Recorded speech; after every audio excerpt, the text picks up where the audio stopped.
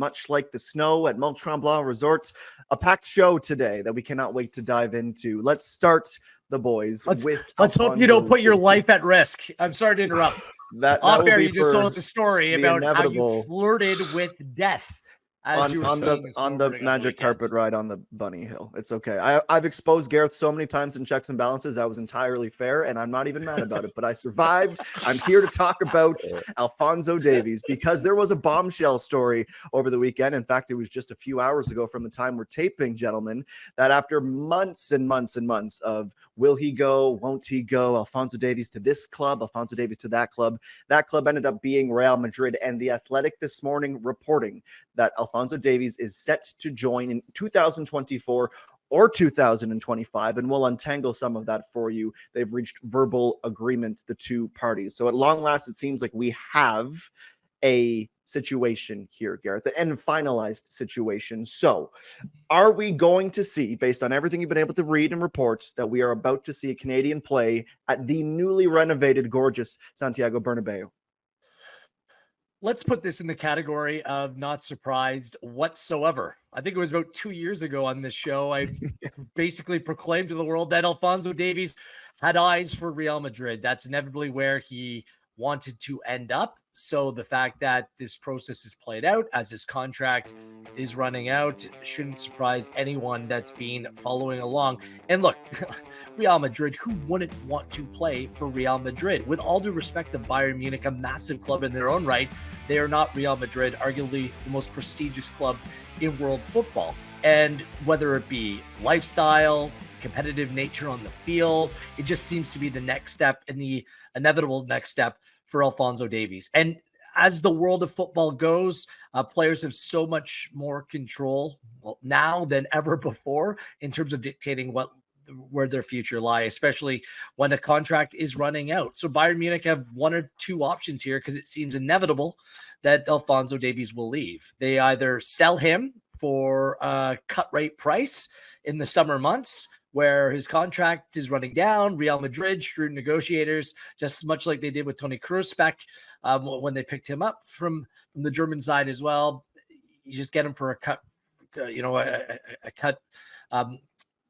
just a much lesser rate. Manchester United did something like that with Mason Mount in the summer. Still $60 million, get $50-40 million, so you don't lose the asset for nothing. Or they can allow Alphonso Davies to just play out his contract, wait another year, and then he can leave on a free, which doesn't seem to be the way that they need to proceed. Bayern Munich is in a club in great change, great transition. Thomas Tuchel's not coming back. Some of the older players need to leave this club. Some younger players need to be kept. And I put Davies in that category. But if the player wants to move on, which all indications show that he would, go to play with Kylian Mbappe and a new Galacticos side in Real Madrid. I mean, this team is chock full of talent. The only side in the world whose squad can compete with Manchester City right now is Real Madrid. Add Mbappe, add Davies. Look out. They're going to be so quick, so dynamic, very much built in the modern mold. So none of this surprises me. Adam, it's just whether and how much he will go for this summer. I just can't see him sticking on and potentially leaving for a free a year after. Well, I think that's a safe assessment. Do you agree? Yeah, I do. There's kind of two precedents here, right? And between these two clubs specifically, which is Toni Kroos, who left a year before the end of his deal for what was a lesser fee than he was worth if he had 3 or 4 years on his contract. And then there was David Alaba, who did the other thing where he went on a free transfer, ran the contract down, and then joined Real Madrid. I think the Kroos comparison is much more applicable here, given he was much more like Alphonso Davies' kind of age at the time that move happened. Alaba was a bit older. It's very difficult to see Bayern Munich wanting to pass up on what will still be a decent chunk of money, 50-60 million potentially, for a player of Alphonso Davies' quality, his age, even with a year on his contract. I think in an era of financial fair play, that's money that it would be very difficult to turn down to have one more year of the player at Bayern Munich. So look, I think through this whole thing, we've been trying to kind of unravel whether or not this is a real thing that could happen and Madrid have interest and Davies wants to go, or whether this is a negotiation tactic to extract the kind of best possible contract from Bayern Munich. It looks like we're getting, some answers now. This is the first real report that I can remember seeing where, it seems pretty solid that he's agreed to join Real Madrid. Real Madrid want him. The player wants to go there.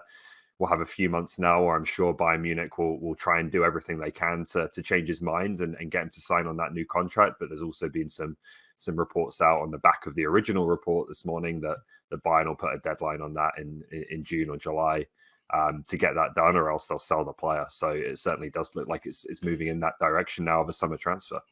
I'm not sure how you guys felt about this, but I always felt like any move to Real Madrid was predicated on the Real Madrid side of the equation. How much did they want Davies? Did he fit in their plans? Can they fit him in with all the financial fair play mechanisms? But everything seems to be moving in that direction. And if Real Madrid want to, Davies, how do you turn down that opportunity? All of a sudden, a Canadian player is playing at Real Madrid. Just unbelievable. What a story that would be when it happens. Well, as Everton supporters found out today, the financial fair play, Gareth, is really just a construct, and you can do whatever you want within the rules. Ask Man City about that. Ask Man City too. The English Premier League. So let's take the actual reporting from The Athletic to a little bit of speculation, because if this all goes to plan, and you understand the Real Madrid rumor mill is probably the loudest, PSG has gone so far as to say is we need to prepare for life after Kylian Mbappe, expect that he will leave. So you think of some of the players that could be in this with Bellingham, Vinny Jr., Alphonso Davies, Mbappe.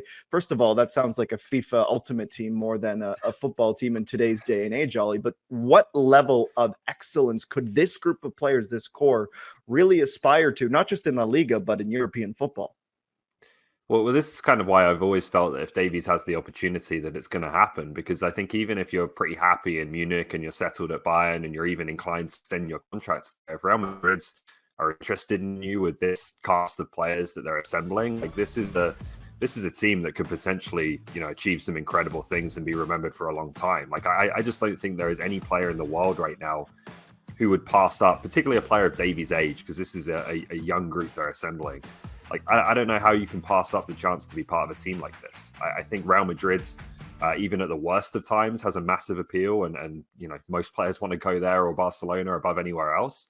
But particularly when you're talking about the players you just mentioned, playing alongside Mbappe and Bellingham and Vinicius, players who are all going to be in similar areas of the pitch as well to where Alphonso Davies likes to operate.